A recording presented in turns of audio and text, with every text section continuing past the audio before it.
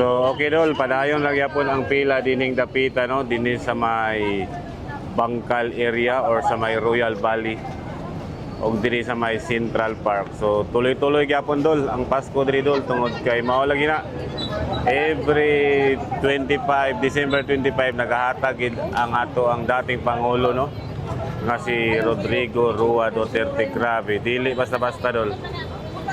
Oh, padayon lagi gyapon dol oh. So taas kayo ang pila no. So pero okay ra kayo dol tungod kay paspas na kayo no. Na sakyanan magi. Iyon. So dire na ni atbang sa may Adventist Hospital. Yan dire sa may Bangkal. Yan. So dire lang sila nagpila oh. So taas kayo ang pila no. So ingon ani dol ang Davao City no. Dili basta-basta no.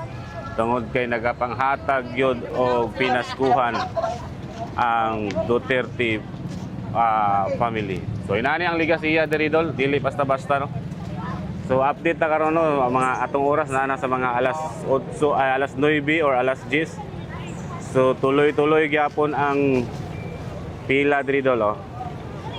Yon, dili basta-basta dol.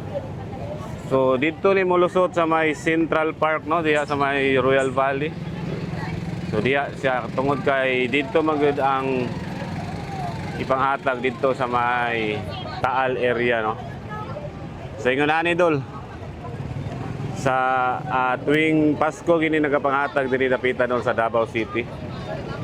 Dili basta-basta. Bahalag init basta kay makadawat lang, way problema na. Okay ra kay na dol. Yon.